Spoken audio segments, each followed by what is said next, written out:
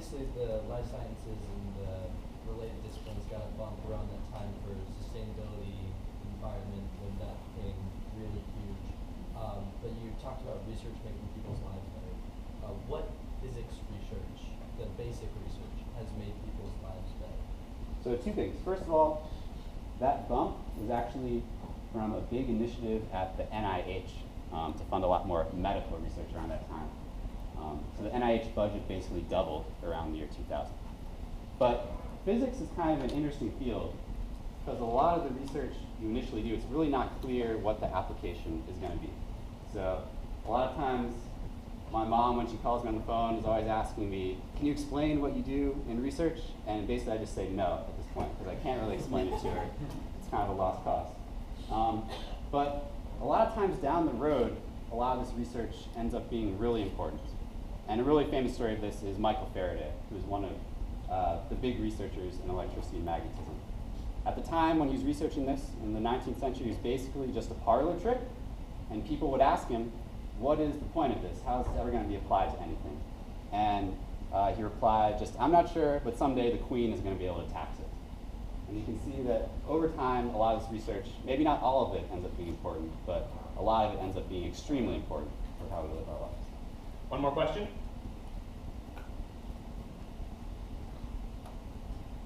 Great. In that case, thank you very much. Stephen, give him one more round of applause, please.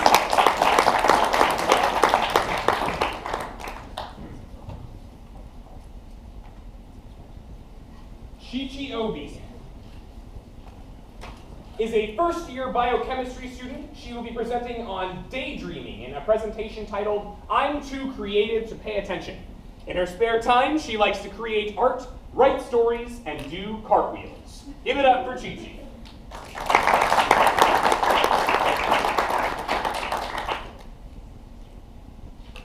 Is it just me, or do most people seem to think of everything at once? Maybe I say this because I can never seem to focus on one thing at a time. If I'm doing my homework, I'm probably thinking about what I'm going to have for dinner. And when I'm eating dinner, I'm probably thinking about my homework. At first I thought I was cursed by the fates to be a scatterbrain, and maybe that is true. But there's some compelling research that has led me to believe that my tendency to mind wander is actually pretty normal. In fact, it can be a good thing. So first things first, let's set some definitions. Mind wandering is a tendency of the mind to think about things that are unrelated to the task at hand. If you're a chemistry student like me, mind wandering would be thinking about your busy schedule when you're supposed to be taking notes in your chemistry class. At first it seems like this kind of thing is disruptive, and in that instance it is. But it's not an idle waste of time. Your mind is active, making associations and projecting them into your future activities. Humans have this natural ability to mind wander. That's right, humans are programmed to be scatterbrains. And according to a research study done by researchers at Harvard, human minds tend to wander about 47% of the time. Allowing your mind to wander lets you dig deeper into your banks of memory and access information that you normally wouldn't think of. For instance, have you ever had a really difficult problem that you just could not solve? And you got so frustrated that you just had to leave. And you come back later, maybe an hour, maybe a day, and realize it wasn't that difficult? Well, that's why. Research has shown that it is much better to daydream about a problem than to focus on it when it's really complex. Research also shows that daydreamers tend to have better insight, better intuition, and a better ability to put themselves in the shoes of another person. Daydreaming is so good for creative problem solving that even companies like Google are using it. And here's how. Google employees are allowed to spend 20% of their time on a project that they're interested in. The idea is that when their mind wanders, it'll drift toward finding solutions to a problem that they're interested in. And it seems that in most people, brain activity during moments of attention and mind wandering anti-correlate. In non-nerd speak, that means you're either paying attention or you're mind wandering because one part of the brain is active when the other isn't. Remember how humans spend about 47% of their time mind wandering? Well, humans spend about 47% of their time mind wandering, and the rest is spent paying attention, as in actively focusing on the task at hand. There's a lot of research being done in areas such as attention, and I actually working memory lab here at Georgia Tech. So research has linked the ability to pay attention with increased intelligence and increased working memory. What is working memory, you may ask? Well, it's the ability to hold information in your mind and process it during short periods of time. We need working memory to be able to do things like mental arithmetic, or remember directions that someone's spoken to us, or remember a phone number before we have enough time to jot it down. Working memory capacity is the limit of information that you can hold in your mind at once.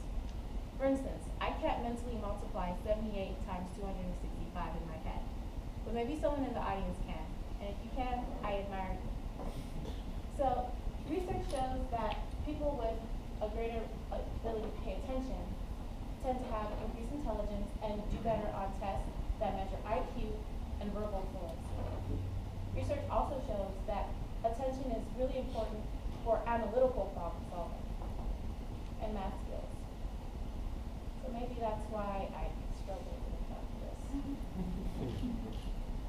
But that's not all. Research is also linked at the ability to pay attention with happiness. How so? Well, those kooky scientists at Harvard did a study where they used an iPhone app to randomly ask people during the day what they were doing at that time, whether they were focused, and whether they were happy. Interestingly enough, regardless of the activity, people were the most happy when they were the most focused. That leads me to think, maybe I should pay attention to where my mind is more often. Mindfulness is the study of paying attention, is the state of paying attention to where your mind is. Research has been done on mindfulness by training people to be aware of their thoughts. And the research showed that not only does mindfulness increase working memory and increase your intelligence, but it tends to reduce your stress and reduce your tendency to think of negative thoughts. In all this research, though, there seems to be an emphasis on balance. You need mind wandering and creativity to be able to dream up of goals and think of your future activities, but you need attention to be able to actually accomplish those goals and complete your daily tasks.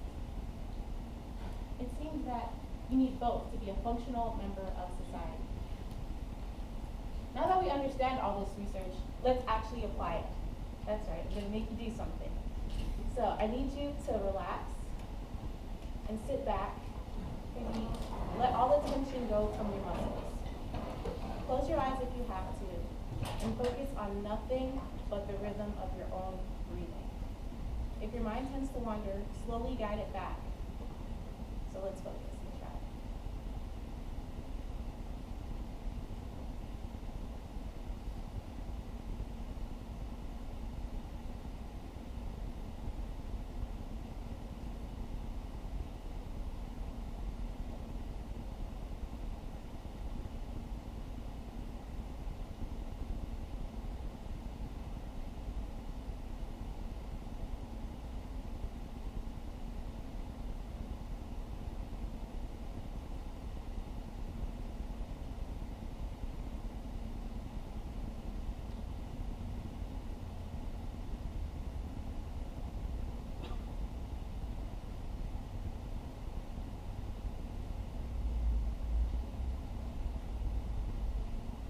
Congratulations, you've just done some mindfulness meditation. I can't seem to focus on where my breath is for more than a couple of seconds at a time. But then again, I'm a scatterbrain. I guess I'm too creative.